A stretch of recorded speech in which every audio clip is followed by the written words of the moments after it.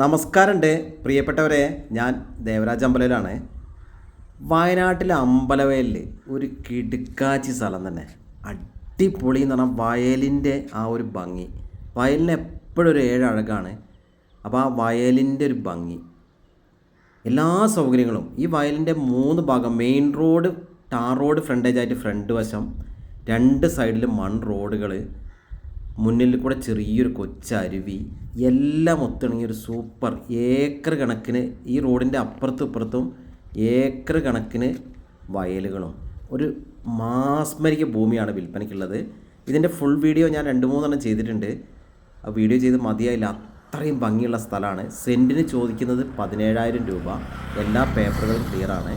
അപ്പോൾ ചെറിയ രീതിയിലൊക്കെ വില കുറയും. അപ്പോൾ ഇതിൻ്റെ വിശദമായ വിവരങ്ങൾക്ക് നിങ്ങൾ തീർച്ചയായിട്ടും ഇതിൻ്റെ ഫുൾ വീഡിയോ, 2 വീഡിയോ ഉണ്ട്, ദേവരാജ് വയനാട് എന്ന് ജസ്റ്റ് യൂട്യൂബിൽ സെർച്ച് ചെയ്തിട്ട്. ഇത് ഒരു വശത്ത് കൂടെയുള്ള മൺ റോഡാണ് ഇപ്പോൾ കണ്ടത്. ഈ കൊച്ചു തോട് ഇവിടെയുണ്ട്.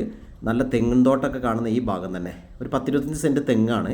അപ്പോൾ അങ്ങനത്തെ ഒരു മാസ്മരിക ഭൂമി. ഈ ഇത്ര റോഡ് സൗകര്യത്തിൽ ഈ വിലയ്ക്ക് വയൽ കിട്ടില്ല. വയൽ വില കുറഞ്ഞ് കിട്ടും, പക്ഷേ റോഡ് സൗകര്യം കുറവും, കുറേ ഉള്ളിലേക്കൊക്കെയുള്ള വയലിന് വില കുറയും.